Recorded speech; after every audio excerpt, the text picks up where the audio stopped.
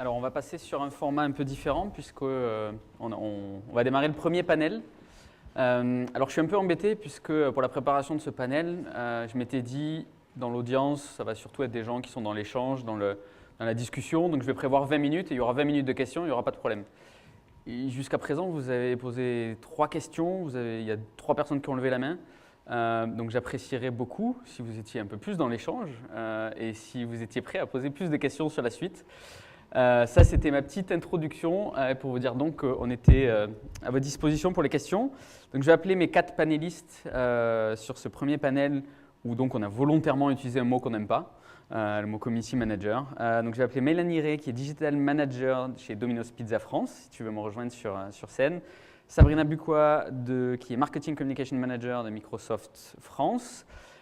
Swan Duquesne de Raging Fish, qui a comme principal client Ben & Jerry's. Et Patrice Hilaire, Community Manager du groupe La Poste. Rejoignez-moi sur scène et je vais prendre mes notes. Et on peut les applaudir, merci effectivement. Hop, je vais mettre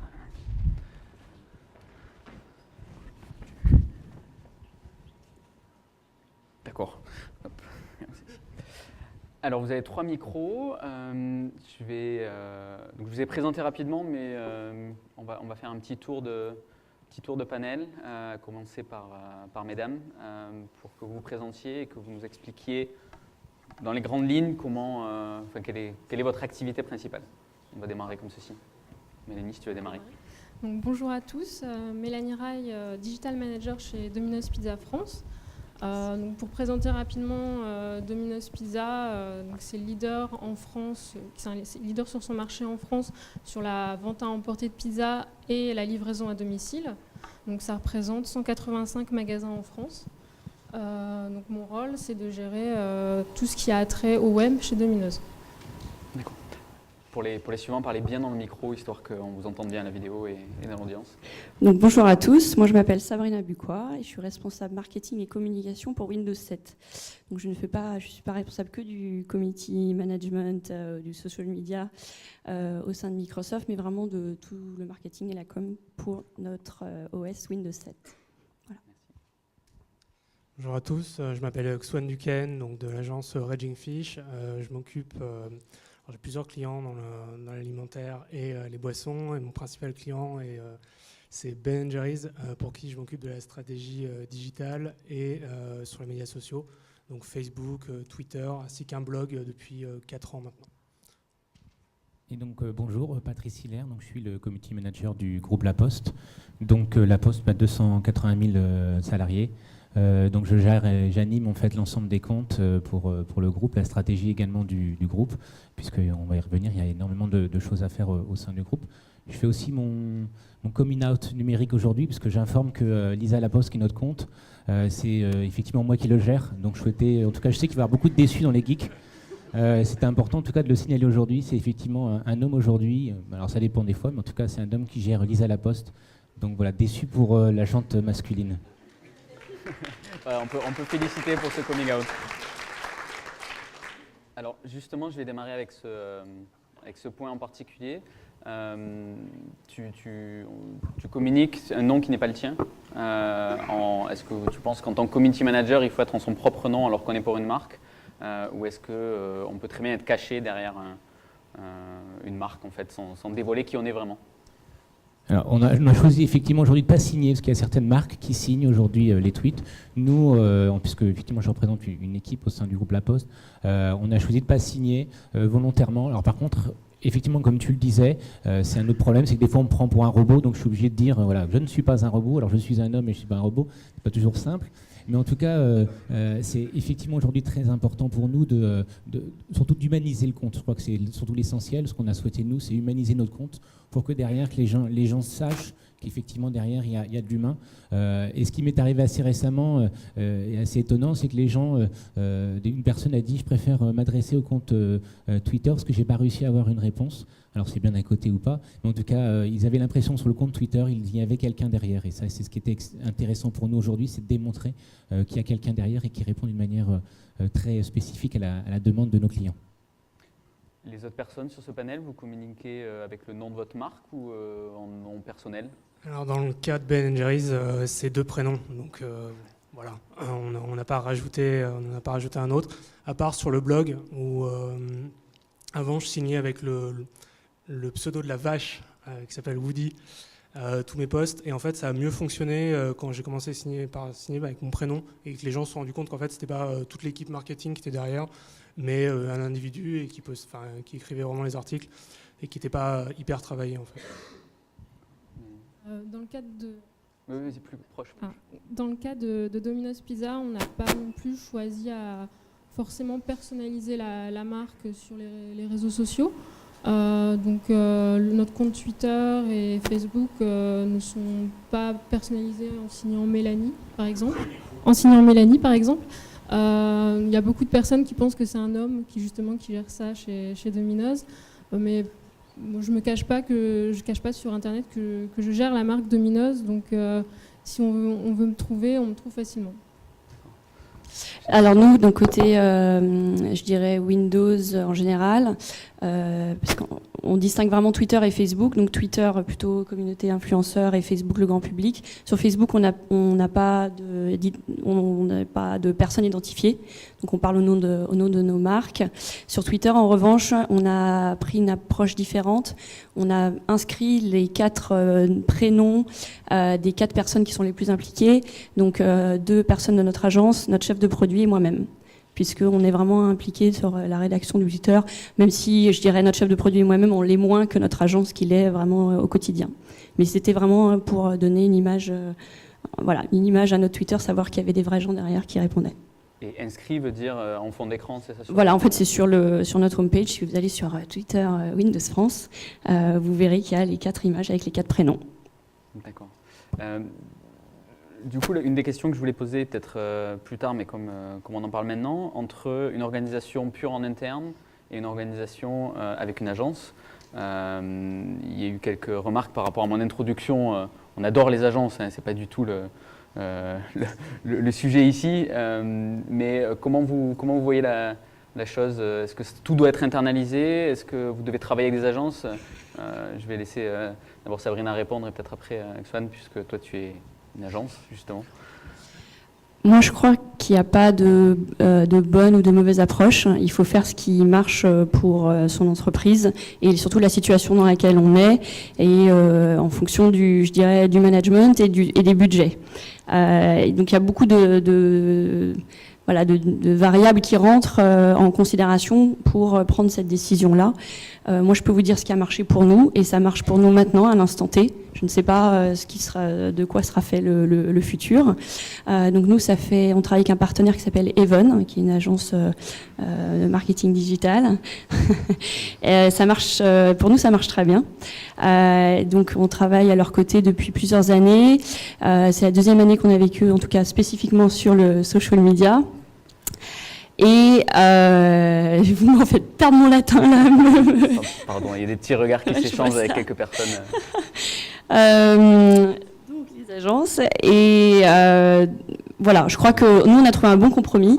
Au quotidien, c'est eux qui managent notre Facebook et notre Twitter, même si bien évidemment nous en amont on valide toutes les semaines quelles vont être les prises de parole éditoriales. Donc c'est un travail main dans la main, mais je dirais qu'après eux dans tout ce qui est monitoring et prise de parole au quotidien, c'est vraiment eux qui gèrent. S'il y a des crises, bien évidemment, on est impliqué et on en parle. Je pense que tout dépend vraiment de la stratégie. Si c'est plus l'approche de la marque et d'être dans la conversation, voire même aussi dans la relation client. Je pense notamment aux marques qui sont dans le service ou j'ai déjà eu des échanges avec UPS par exemple pour des problèmes de colis. Et là, je trouve que c'est assez logique que ça soit en interne. Après, pour des marques plus de grandes conso ou tout simplement qui ont un storytelling assez riche et qui ont besoin d'une création de contenu avec une écriture qui est proche de la conception-rédaction, des vidéos qui sont proches des spots télé et des visuels qui sont proches de l'affiche. Ce qu'on voit sur des marques comme par exemple Oasis sur Facebook ou La Vache qui rit. C'est toujours des exemples à boire ou à manger, je suis désolé. Là, ça me paraît assez logique qu'il y ait une agence qui intervienne pour vraiment créer ces contenus. Après, ce qui n'empêche pas d'avoir un relais en interne pour dialoguer avec les fans et avoir des remontées plus rapides. Pour La Poste, en tout cas, l'entreprise a eu l'excellente idée de recruter en interne puisque c'est moi qui ai eu le poste. Donc déjà, c'était un point intéressant pour nous. Mais en tout cas, non, tout ce qui est essentiel en dehors de l'humour, c'était pour nous de dire qu'il fallait que la personne connaisse l'entreprise. Et ce qui nous semble essentiel aujourd'hui, en tout cas pour des entreprises telles que la nôtre, il faut connaître l'entreprise pour pouvoir en parler, pour pouvoir répondre rapidement et avoir en plus derrière un réseau de correspondants qui nous permettent d'apporter un contenu. Donc nous aujourd'hui, on a fait ce choix en interne.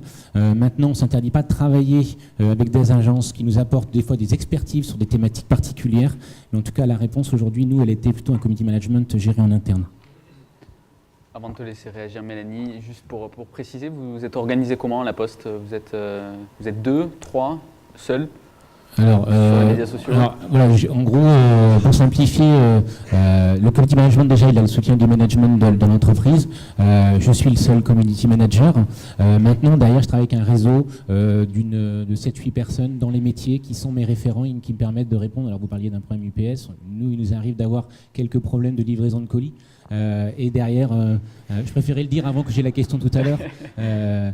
Et effectivement, derrière, c'est très temporel, puisqu'en fin d'année, forcément, avec l'augmentation du volume, on a des problématiques de ce style-là. Donc, j'ai besoin de personnes qui viennent en soutien pour m'apporter des informations concrètes, pour répondre d'une manière concrète aux demandes des clients. Nous, chez Domino's Pizza, on a une culture d'entreprise assez forte. Donc c'est pour ça qu'ils ont choisi de prendre quelqu'un en interne pour comprendre les enjeux de l'entreprise et comprendre le fonctionnement de la marque, pour pouvoir ensuite l'incarner sur Internet et répondre aux personnes au nom de Domino's Pizza. Et aussi, ça permet de facilement jongler entre les différents services pour trouver des réponses à des questions qui peuvent être posées sur le web. Et comme on est en interne, on arrive plus facilement à savoir à qui s'adresser. Après, je pense que les agences ont aussi un rôle à jouer en tant que conseil d'accompagnateur sur les réseaux sociaux pour des entreprises qui n'y connaissent pas grand-chose. Et ensuite, pourquoi pas former une personne en interne qui est déjà community manager sans vraiment le savoir. D'accord. Est-ce que vous pensez qu'il y a alors cette question s'adresse peut-être plutôt à Mélanie et à Xuan, que ça vient de la culture aussi peut-être internationale. Vous êtes sur deux marques qui sont bien implantées à l'international, qui font plein de choses, notamment Domino's Pizza aux US. Est-ce que du coup ça a accéléré cette arrivée d'une petite équipe, déjà en commençant par toi, mais en tout cas d'une petite équipe social media, ou pas forcément? Alors chez Domino's, donc moi je fais partie du département marketing et je travaille avec le directeur marketing pour mettre en place la stratégie sur les réseaux sociaux et le web en général. Mais donc moi, mon rôle ne se limite pas uniquement au community management. Donc en tant que digital manager, je travaille sur d'autres projets comme la gestion du site web, des campagnes emailing et surtout du développement de la commande en ligne qui représente 15% de nos ventes et qui peut aller jusqu'à 30 voire 40% de nos ventes selon les soirées, selon les points de vente. Donc du coup, nous on travaille beaucoup avec l'Australie parce que Domino's Pizza France dépend de l'Australie. Et en Australie, c'est aussi c'est logique. Donc c'est une histoire de master franchise. Donc on dépend de l'Australie et on travaille. Moi, je m'occupe aussi de la Belgique. Et on travaille beaucoup avec la Hollande. Donc c'est aussi internalisé, mais là, c'est plus les RP qui gèrent. Donc en France, on a voulu faire autrement et faire notre façon. Cédric, si tu veux, je prends des questions de la salle. Juste, j'ai testé sur Internet, on est spammé sur SMMD déjà. C'est incroyable, le nombre de faux tweets. Et donc, je suggérais, apparemment, certaines d'entre vous pensaient une bonne idée, qu'on passe sur SMMD 1 pour voir combien de temps les spammers vont mettre. Et quand on se fait spammer, on passe au suivant. Voilà, donc, si vous tweetez, au lieu de taguer SMMD 1, et on va voir combien de temps, ça va être une expérience en live, combien de temps les bots vont prendre pour nous. Et je suis à ta disposition pour les questions si tu veux que On a encore un peu de temps. Voilà. Mais on va voir sur le tag ce que ça donne. Merci. Pour Ben Jerry's, en dehors du fait que ce soit une marque internationale, c'était surtout une marque qui a toujours fait participer les gourmands avec la création de parfums. Certains, dans les 5 best-sellers, il y en a 2 ou 3 qui ont été imaginés par des fans qui, la plupart du temps, soit envoyaient des cartes postales, soit laissaient un mot sur le paperboard. C'est aussi une marque qui a l'habitude de remercier ses fans depuis la première année de création, donc en 79, enfin le premier anniversaire en 79, avec une journée où les boutiques sont ouvertes et les glaces sont gratuites. Donc c'est vrai qu'ils avaient vraiment cette logique d'ouverture, et du coup, quand on leur a proposé un blog il y a 4 ans, ils n'ont pas réfléchi plus que ça, et on l'a lancé assez rapidement. Pareil sur Twitter en 2008 avec le camion à glace qui offrait des glaces gratuites, et on s'est dit on va tester ça, on va dire à quel endroit dans Paris ou en France c'est le camion, et on a testé ça progressivement, et même, c'est pas du tout une question d'ego, mais sur la France, en tout cas sur les blogs et Twitter, on était là avant l'international en fait.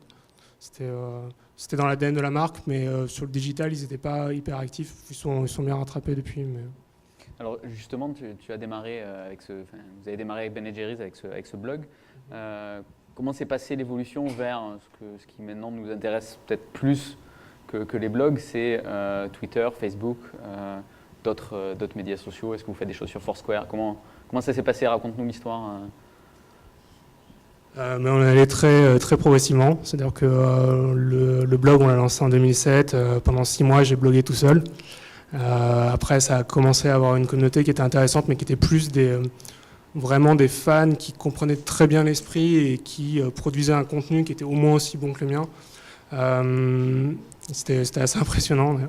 Après, sur Twitter, donc on y allait avec le camion à glace, mais en 2008, c'était plutôt confidentiel. En 2009, on l'a réactivé, toujours avec le même principe de camion à glace qui annonçait où est-ce qu'il était présent. Et là, ça a vraiment bien fonctionné. Ça a bien fonctionné aussi en relations publiques par rapport aux blogueurs. C'était un moyen de les toucher autrement. Et c'est aussi une année où on s'est lancé sur Facebook. Juste pour tester. Honnêtement, au début, j'y croyais pas trop. Et la page Facebook a décollé de façon... alors, a été soutenue par un certain nombre de dispositifs, comme toutes les grandes marques qui ont des temps forts dans l'année. Donc, elle a progressé comme ça. Et depuis à peu près un peu plus de 6 mois, on a vraiment une croissance soutenue en dehors de dispositifs. Voilà. Et pour vraiment différencier les 3 supports, sur Facebook, au départ, on n'a pas forcément été très bien accueillis parce qu'on y est allé avec l'approche et la culture qu'on avait sur le blog. On s'est attendu que ce soit à peu près le même public, et que ce soit un public qui corresponde aussi aux consommateurs de Ben & Jerry's. Et on s'est rendu compte que c'était un peu plus grand public, c'était un peu plus jeune, et qui ne connaissait pas la marque de la même façon. La plupart du temps, ils la découvraient. Et du coup, on a vraiment modifié les contenus en fonction de leur réaction, et maintenant on a vraiment, il n'y a plus aucun contenu où, alors ça peut être le même sujet, mais le style d'écriture et l'angle d'attaque n'est pas du tout le même sur les trois supports, donc le blog, Twitter et Facebook, qu'on continue à mettre à jour plusieurs fois par semaine. Comment vous voyez les autres, cette différenciation des supports? Est-ce que vous envoyez la même chose sur Twitter, Facebook, un blog, autre chose, ou est-ce que vous avez des stratégies radicalement différentes? Pour Twitter, prends le bleu, il est plus... Pour Twitter, on voit plus comme un SAV. Donc c'est un outil instantané et spontané. Donc moi, grâce à une veille, je peux voir qui parle de Domino's, se pose des questions sur la marque, sur sa commande qui n'arrive pas, ou sur son magasin. Et donc j'hésite pas à rentrer en contact avec eux sur Twitter pour discuter. Par contre, pour Facebook, c'est quelque chose de plus travaillé pour que ça soit en rapport avec notre stratégie par rapport aux campagnes qu'on peut lancer pour une nouvelle pizza, une nouvelle promo. Donc là, il y a un planning qui est mis en place si on souhaite aussi lancer pour avoir du contenu, une application, un jeu concours, comme on l'a fait par exemple hier, on a lancé un jeu concours pour qu'un de nos fans puisse rencontrer le joueur de foot Kevin Gamero, pour les connaisseurs. Et du coup, nous, on part plus dans une optique sur la page Facebook, des news, des promos et du fun. Donc des news pour parler de l'actualité de la marque, des promos pour mettre en avant les campagnes qu'on a en cours, les nouvelles pizzas, les nouvelles recettes, et donc du fun avec des jeux concours. Et donc on n'hésite pas non plus à poser des questions aux personnes qui suivent notre page pour savoir ce qu'elles pensent de la marque, ce qu'elles pensent de nos nouvelles recettes, avoir une espèce d'interactivité avec eux et de prendre en compte ce qu'ils pensent de la marque.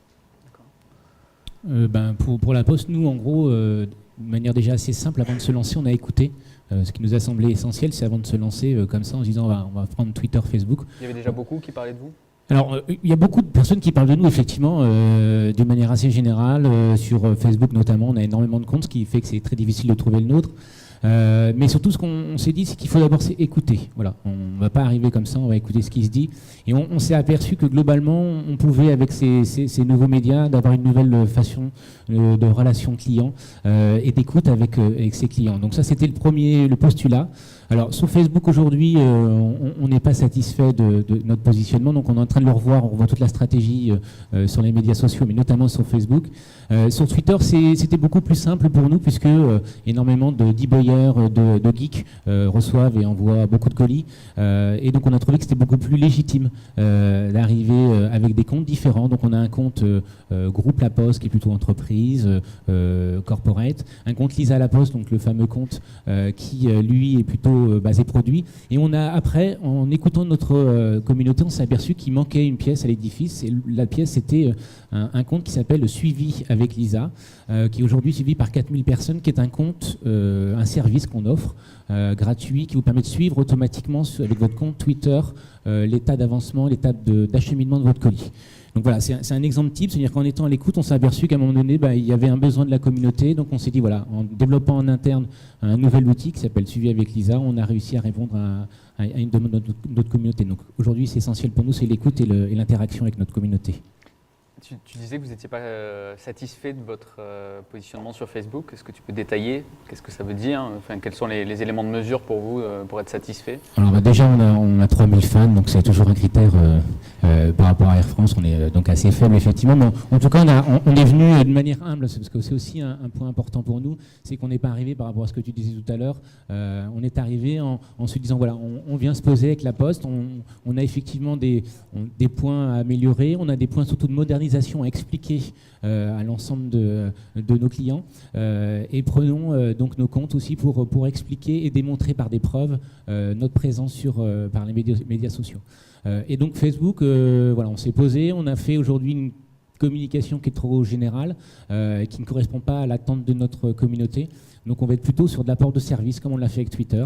On a des services style géolocalisation des bureaux, le suivi l'acheminement, on a la lettre recommandée électronique, on a des services qui peuvent correspondre à une demande de notre communauté. Donc on est en train de revoir justement pour être plus sur une valeur ajoutée que sur un contenu d'ordre général et plutôt corporate. Alors nous, côté Windows, en fait, on n'est pas dans la grande conso ni dans les services. On est vraiment une marque donc technologique. On a commencé notre présence sur les médias sociaux à la veille du lancement de Windows 7, donc en septembre 2009. On a commencé avec 2 comptes essentiellement. On a ouvert un compte Twitter, donc Windows France, et un compte Facebook, Windows France également. Vous pouvez nous retrouver en ligne. Sur ces 2 comptes, vraiment... On était à l'aube du lancement de notre nouveau système d'exploitation. Donc le ramp-up s'est fait assez facilement et on a fait vraiment une identification très simple, c'est-à-dire le Twitter, les influenceurs et Facebook, le grand public. On a continué ça pendant 1 an et ça a très bien fonctionné. En revanche, sous le Facebook Windows, il n'y a pas que la marque Windows 7 qui est représentée, mais d'autres. Donc au bout d'un moment, ça allait plus. C'est-à-dire que les fans de Windows 7 ne sont pas les mêmes que les fans de Messenger, que les fans d'Hotmail ou les fans encore de Windows Phone, qui sont toutes les marques, on va dire, filles de notre marque mère. Donc on a créé au bout d'1 an 4 Facebook différents. En revanche, on n'a gardé qu'un seul Twitter Windows dans lequel toutes les nouveautés, les exclusivités sont mises en avant. Voilà, ça a été notre parti pris. Après, nous, en termes, sur le Facebook, nous, ce qui compte vraiment, c'est de créer un lien avec le grand public. Et donc ça, c'est très clair.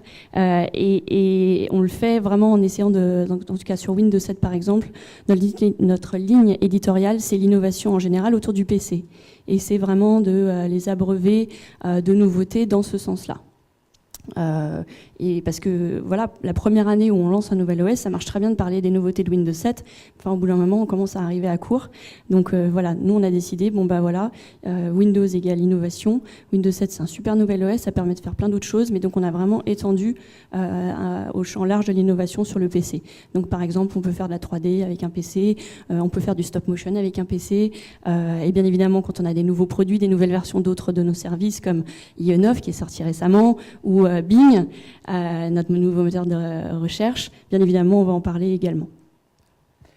J'ai une question, elle a disparu. Est-ce que vous pensez qu'on peut encore... la salle, oui. Juste encore une, oui. Promis, je fais la salle. Est-ce que vous pensez qu'on peut encore nommer les membres de ces pages des fans? Je me posais cette question parce que je ne sais pas si je pourrais être fan de toutes les marques.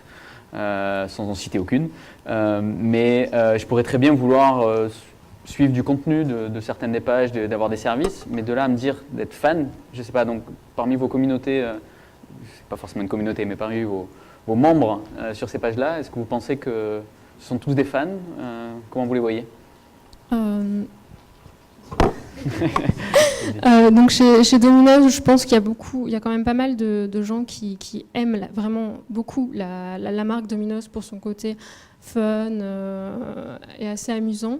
Par contre, je suis d'accord pour dire que le terme fan sur Facebook, je suis d'accord pour dire que ça correspond pas forcément à ce que les gens pensent.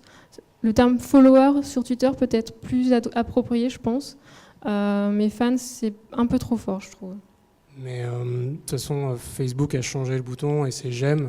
Et j'ai l'impression que c'est quand même un peu plus soft comme engagement de la part des fans quand ils s'abonnent. Et comme, en tout cas, comment ils revendiquent ça auprès de leurs contacts. Après, je fais un peu la même réponse que Mélanie. Nous, on est sur une marque qui est assez fun, qui est gourmande, qui a des engagements en plus. Du coup, on a assez rarement des commentaires détracteurs ou autres. Moi, je crois que c'est comme dans la vraie vie. Il y a des gens qui vous aiment vraiment beaucoup, puis d'autres qui vous aiment un peu moins. Et côté Windows 7, il y a des vrais geeks et ils adorent l'environnement Windows. Donc, je crois qu'on a vraiment des vrais aficionados. Et il y en a d'autres qui sont venus parce qu'ils avaient une question sur Windows 7. Ils ont arrivé là par hasard et ils ont réussi à trouver une réponse. Il y en a d'autres qu'on a recrutés parce qu'on leur a fait jouer la carotte. On leur a dit si tu deviens fan, tu gagnes un PC. Et ils sont arrivés là, ils sont restés ou pas. Enfin voilà, je crois qu'il y a différentes manières, il y a différents degrés.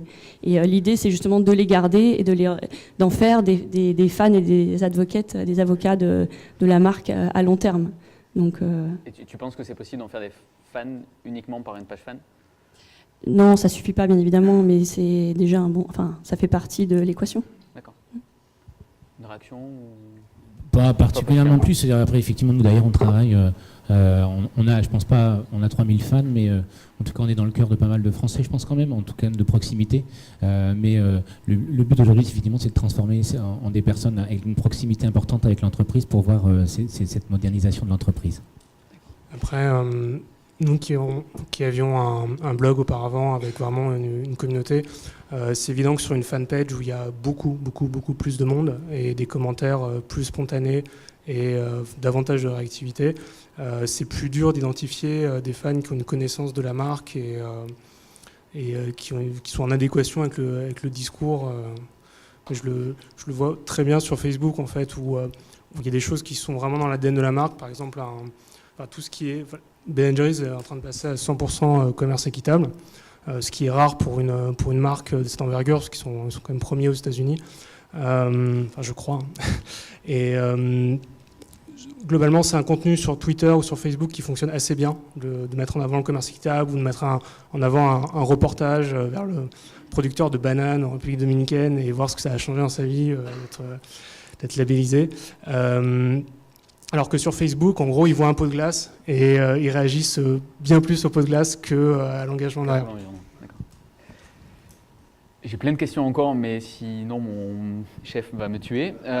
Donc il y a plein de questions dans l'audience, j'en suis ravi. Je ne sais pas si les personnes... est-ce que vous pouvez distribuer un micro? On va commencer par... Vous pouvez lever la main tous? Voilà, on commence, c'est parti. Oui, bonjour. Jean-Philippe Solvay, Grenoble École de Management. Pour poursuivre un peu la question précédente, est-ce que justement il y a des analyses qui sont faites pour identifier différents profils de fans ou de membres, les différents comportements, ceux qui s'engagent pour une durée courte et puis après qui n'interagissent plus, ou ceux qui justement restent engagés tout le temps? Et est-ce qu'il y a également des liens avec les services marketing puisqu'on peut aujourd'hui accéder à certains éléments des profils, quels sont les liens et quelles analyses sont faites sur cette partie-là? Les statistiques qui sont disponibles, celles que Facebook veut bien nous donner. Donc ça nous permet d'avoir une bonne idée en termes de hommes-femmes et l'âge. Après, bien évidemment, il y a des outils comme Social Bakers qui permettent d'avoir plus de stats sur tout ce qui est engagement. Mais non, il n'y a pas, en tout cas pas à ma connaissance, d'outils super précis qui permettent de faire ça. Après, il suffit... plus on a de fans, plus ça va être difficile de faire ça aussi. Après, il y a toujours un noyau dur de personnes qui sont hyper impliquées, qui vont revenir et qu'on peut identifier. Mais après, je crois que c'est plus le travail du marketeur qui peut analyser le profil type de son fan et après en prendre les décisions qui découlent pour adresser sa cible primaire. Mais voilà, moi, j'ai pas d'outils plus particuliers que ça. Ouais, de mon côté, moi j'élargirais plutôt le débat, parce que plutôt aux médias sociaux, c'est-à-dire que nous, par contre, à la Poste, on s'est équipé d'une veille par l'intermédiaire d'une agence qui nous fait une veille macro sur les forums, sur les blogs. C'est ça aujourd'hui qui est important pour nous, c'est de voir aussi cette diffusion d'informations, comment elle fonctionne, avoir un mapping aussi, c'est-à-dire on a des influenceurs, comment on travaille avec ces influenceurs, comment éventuellement on les approche, plutôt que d'être très regardez, on a perdu un fan là à cet endroit-là, on est plutôt sur la manière dont fonctionnent les gens qui parlent de nous et la communication qui va autour. Donc on est plutôt macro à notre avis sur une veille avec une agence. C'est vrai que moi là je parlais que point de vue Facebook, après Twitter c'est plus compliqué, mais en effet il y a des outils de mapping qui permettent de quand même bien savoir ce qui se passe. Delphine IBM, à la question est-ce qu'on peut aimer une marque, finalement c'est est-ce qu'on peut aimer quelqu'un, et je voudrais juste rebondir sur ce que disait Mélanie et finalement ce qu'a fait Ramon de Leon avec Domino's Pizza à Chicago, qui a vraiment excellé dans le on est fan de Ramon et on achète des pizzas parce que c'est Ramon, pas parce que c'est Domino's Pizza. Donc finalement la marque devient la personne. Et d'où l'intérêt d'avoir des ambassadeurs de marque. Et ensuite, l'autre question, puisque à part la Poste, vous êtes des sociétés américaines et que vous parlez beaucoup par rapport à Facebook, est-ce que vous avez commencé à regarder, ou est-ce que c'est trop tôt, avec le lancement de Google +1, qui est donc vraiment pour contrecarrer, ou en tout cas rajouter à Facebook j'aime et I like. Est-ce que c'est quelque chose que vous avez commencé à regarder, à intégrer dans vos campagnes, ou est-ce que c'est trop tôt? Donc pour revenir sur Ramon, c'est sûr que c'est un personnage assez intéressant et emblématique. Donc il utilise à fond les réseaux sociaux aux États-Unis. Donc il était de passage à Paris la semaine dernière, il me semble. Donc nous, chez Domino's, on gère les réseaux sociaux au siège, mais c'est vrai que certains franchisés, comme on travaille avec des partenaires franchisés, aussi en local, utilisent les réseaux sociaux de leur côté, tout comme le fait Ramon. Ensuite, par rapport à la question sur Google +1, donc moi je suis tous les jours l'actualité, les nouveautés qu'il peut y avoir sur Internet. Donc oui, j'ai suivi l'annonce de Google +1, donc c'est pas encore mis en place pour l'instant. J'attends de voir ce que ça va donner et je suis de près l'évolution de cet outil.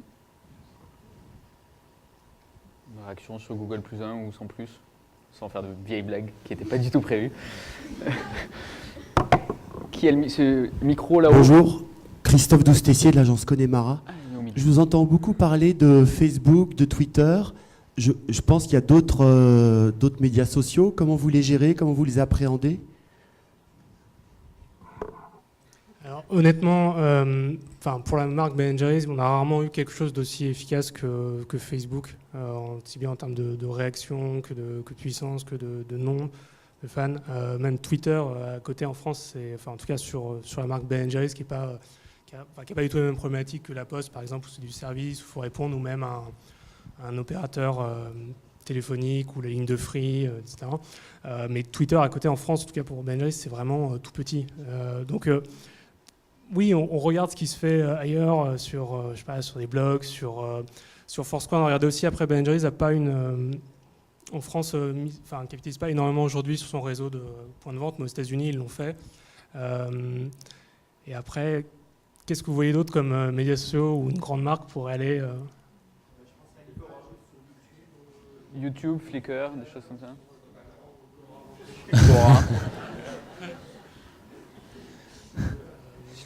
Sur YouTube, nous on n'en a pas parlé. On est présent, pareil, on est présent. Alors, ça serait extrêmement difficile de nous trouver aussi, mais en tout cas, on est présent.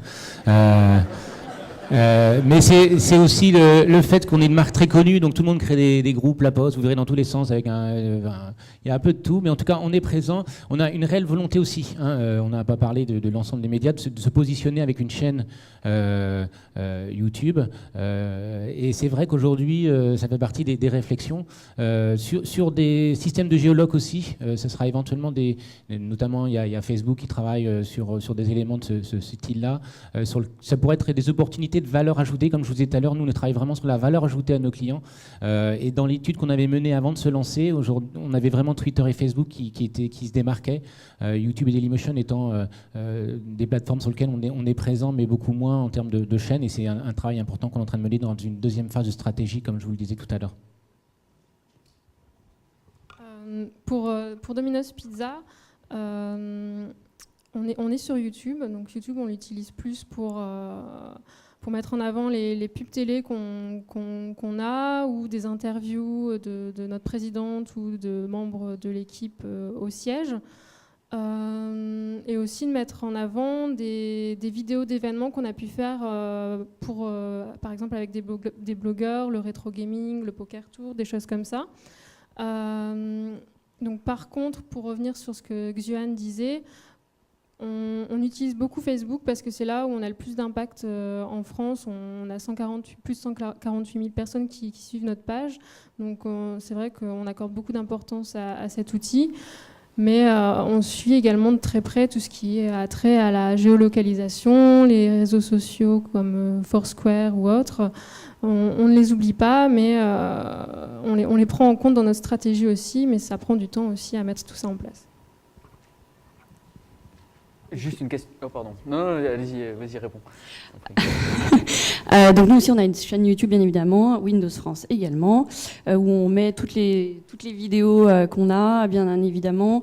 On est sur Dailymotion aussi. En revanche, tous les autres médias sociaux, parce qu'il y en a quand même une tripotée, mais ils sont juste insignifiants en France en termes de je dirais, de nombre de personnes. Et c'est vrai que on est des marques et on essaye d'avoir un vrai impact. Et donc pour l'instant, on n'a pas plus investigué, en tout cas investi là-dedans. Moi, je pense que la géolocalisation ça va faire mal. Et le jour où ça va vraiment marcher, ça va être un outil de guerre pour les marques. Et donc j'espère qu'on sera là. Voilà. YouTube pour une marque de grande conso, ça peut être intéressant aussi en veille par rapport aux contenus qui sont publiés et surtout après pour mettre en avant ces contenus quand ils sont qualitatifs. On l'a déjà fait avec Ben & Jerry's, avec par exemple quelqu'un qui a fait un court-métrage d'une demi-heure en Lego où le Graal à la fin, ça s'appelait La légende de Ben & Jerry's, qui est un bon court-métrage en stop motion.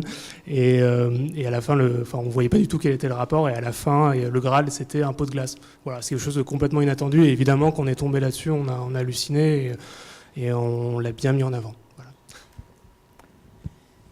Oui. Il y a des questions. Catherine Benoît. Challenger autant. Ah pardon, j'ai le micro ici. Oui. Catherine Benoît de l'ERA Tribune. J'ai une question un tout petit peu secondaire à ce qu'on a écouté jusque-là, mais ça m'intéresse quand même.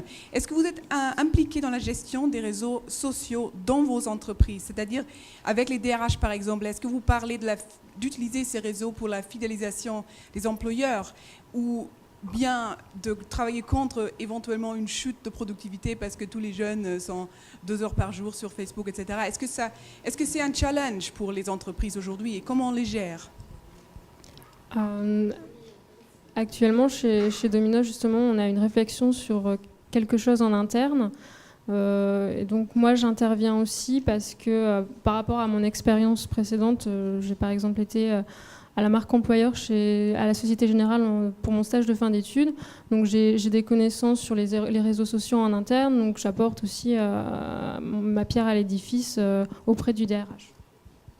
Réponse rapide. Ouais. Non, je vais essayer de faire vas-y, rapide. vas-y. Nous, en fait, on a plus par rapport à tout ce qui est RH, en tout cas pour les jeunes, on a un Facebook qui s'appelle After Class. Donc pour les étudiants, et autrement on a mis en place un programme ambassadeur au sein d'une dizaine d'écoles de commerce en France pour lesquelles on a fait des Facebook particuliers et pour lesquels on répond à toutes leurs questions dans ce sens-là aussi. Donc ça nous permet d'avoir une relation directe. Bon, c'est un test, on n'est que dans 10 écoles pour l'instant, mais ça nous permet d'avoir un dialogue directement avec des jeunes au sein de leur école par le biais d'animation qu'on met en place dans ces écoles-là. Vas-y Charles, et après j'ai une question via Twitter. D'accord. Moi j'ai une question qui est pour Patrice Hilaire. Je voulais savoir, vous m'avez dit qu'il y avait donc une équipe de 7 personnes qui s'occupait du community management pour la Poste, donc sur Facebook et sur Twitter.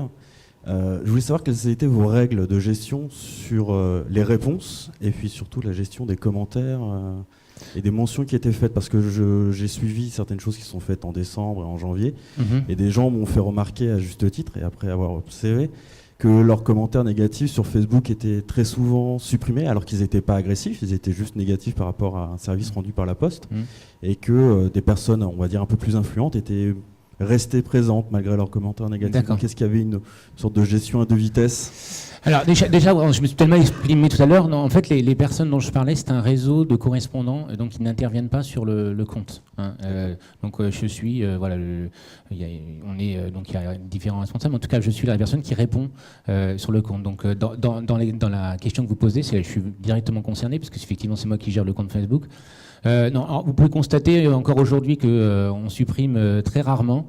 La seule fois, vraiment, je vous dis franchement, la seule fois où je supprime, ou les fois où je supprime, c'est vraiment quand alors je ne peux pas dire les mots, mais en tout cas, on se fait traiter dans tous les sens. Et il faut qu'il y ait aussi une valeur ajoutée. Si en permanence vous avez quelqu'un qui vous repose la même question alors que j'ai apporté la réponse, je ne vais pas supprimer, mais je ne vais pas forcément lui répondre. Donc vous verrez notre page est justement pas forcément très, sur certains posts, agréable à lire, mais en tout cas c'est extrêmement rare dans le cas où je supprime des commentaires. C'est vraiment justement quand ils sont agressifs, bien que les personnes sont j'ai vu certains commentaires supprimés qui n'étaient pas particulièrement agressifs. C'est vrai. Je vous assure que je vous propose. Ouais. On pourra en discuter après. Il y a le break juste après. Vous pourrez échanger. C'est les fausses manips, c'est les bugs de Facebook dans ce cas-là. Je veux des questions, mais une fois que la réponse a été donnée, c'est comme sur les médias sociaux. Il y en a encore une petite. Je vais prendre la question, si ça ne vous dérange pas, qui est passée par Twitter, puisqu'on a aussi dit qu'on pouvait prendre des questions par Twitter. 2 questions liées. Quelle est selon vous la valeur d'un fan et quelle valeur apportent les fans? La valeur, il faudrait lui demander, lui demander quelle est la valeur financière ou la valeur, c'est la question. Difficile de répondre. Nous en tout cas, c'est vrai. Je sais pas. En tout cas, nous, ce qu'on souhaite, c'est qu'effectivement, il valent plus cher pour nous. Mais en tout cas, on n'est pas dans cet endroit-là. On est plutôt dans la réflexion aujourd'hui, nous, de l'interaction qu'on a sur nos comptes avec nos fans. Je dirais que j'ai pas d'objectif quantitatif. On m'a pas fixé en disant, Patrice, il faut que tu fasses un jeu, tu offres des iPad 2 et d'ailleurs, tu vas augmenter artificiellement ton compte. L'objectif est pas du tout là. L'objectif est plutôt d'engager une discussion, d'essayer de rentrer en discussion avec ces personnes, d'interagir avec ces personnes, apporter un contenu différent et aussi expliquer aux gens que la Poste avance, se modernise. Et donc aujourd'hui, le volume peut être intéressant pour certaines marques, mais en tout cas pour nous, ce n'est pas quelque chose de financier, on va dire.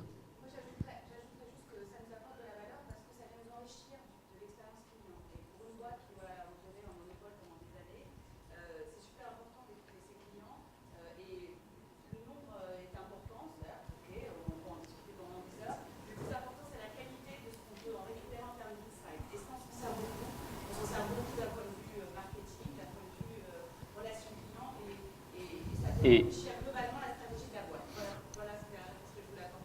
pour ceux qui ne savent pas qui vous êtes... Voilà, je vais la présenter si tu permets, Cédric. C'est Isabelle Cambreland, qui est la grande prêtresse des médias sociaux au sein du groupe La Poste. Donc la vraie Isabelle. Voilà, c'est la personne qui a... Donc je vous demande de l'applaudir, effectivement, voilà.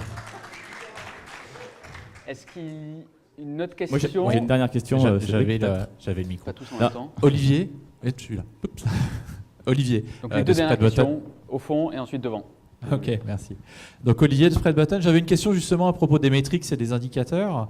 À un moment, il faut quand même bien savoir si on bosse bien ou pas. Je pense qu'il y a probablement des gens autour de vous qui aimeraient savoir si vous bossez bien ou pas. Qu'est-ce que vous êtes fixé comme indicateur? Vous mesurez comment votre activité? Voilà, qualitatif évidemment, mais quantitatif, c'est bien d'avoir un chiffre à un moment ou à un autre. Donc chez Domino's Pizza, on mesure de façon qualitative et quantitative. Donc qualitative, on ne peut pas passer à côté du nombre de fans ou de followers, c'est la première chose qu'on voit et c'est ce qui est important aussi pour le management. Donc ensuite, au niveau qualitatif, moi ce qui m'intéresse aussi, c'est derrière la conversion que je peux avoir au niveau de la commande en ligne ou de la visite sur notre site internet, dominos.fr. Et au niveau qualitatif, c'est aussi très important, comme pouvait l'expliquer Patrice. Donc la qualité des échanges, nous, chez Domino's, on n'hésite pas à prendre en compte ce que nous disent les personnes qui suivent notre page Facebook. Et on n'hésite pas à poser des questions sur nos recettes, qu'est-ce qu'ils aimeraient voir comme promo chez Domino's. Et donc cette qualité d'échange est vraiment très importante pour le marketing. Donc chez nous c'est pareil, bien évidemment on a des objectifs de quantité. Nous on a la chance de cumuler 600 000 fans au total entre les Facebook Windows dont je vous ai parlé et le Facebook, ça fait à peu près 400 000 fans, et le Facebook Xbox qui fait 215 000 fans. Mais c'est pas la seule métrique, bien évidemment. Le taux d'engagement est hyper important parce que si c'est pour avoir des fans dans un panier qui fassent rien, que toute la viralité justement du système Facebook n'est pas mise à profit, il y a juste aucun intérêt. Et après, vraiment pour nous aussi, ce qui est super important, c'est les insight marketing, c'est le dialogue qu'on peut créer avec cette audience et de pouvoir les impliquer, leur poser des questions et justement influencer la suite ou de nos produits ou de nos actions marketing. Oui. Dernière question. Alors moi, j'aime pas parler de ROI des réseaux sociaux. CF, dernière conférence à le web l'année dernière, mais si on parle pas de ROI, à l'inverse, quel pourcentage de votre budget de marketing online vous pouvez mettre sur les réseaux sociaux? Alors je parle pas tant en dépenses, mais en termes humains, vous accordez quel pourcentage de votre budget global, aussi bien humain que marketing sur les réseaux sociaux, pour avoir une idée un peu pour un grand groupe? Juste pour soi, le temps de la laisser réfléchir, juste pour petite explication sur l'organisation des panels, on a voulu se concentrer ici un peu plus sur la partie opérationnelle et le deuxième panel sera un peu plus avec des directeurs marketing ou directeurs communication, donc cette question reviendra peut-être tout à l'heure, mais nous avons ici quelqu'un qui va peut-être pouvoir y répondre. Je dirais moins de 10% pour l'instant, mais je crois qu'en temps humain, c'est plus. C'est-à-dire que vu que c'est quelque chose de nouveau et qu'on est en train d'apprendre as we go, comme on dit ici. Voilà, enfin, c'est du temps de chacun des marcom managers chez nous, c'est du temps des chefs de produits, c'est du temps qu'on passe aussi avec les RP, c'est du temps qu'on passe avec le service client, enfin voilà, on est en train de aussi découvrir comment ça fonctionne et d'y passer le temps nécessaire pour voir où est-ce que ça va nous emmener. Je ne résiste pas à une dernière question peut-être. Devant, oui. Attends, le micro juste pour la vidéo, comme ça sera... Bonjour, je voulais savoir au sein du groupe Microsoft si Xbox était à part ou s'il y avait une stratégie concertée sur les médias sociaux entre Windows et Xbox. Pour l'instant, c'est à part.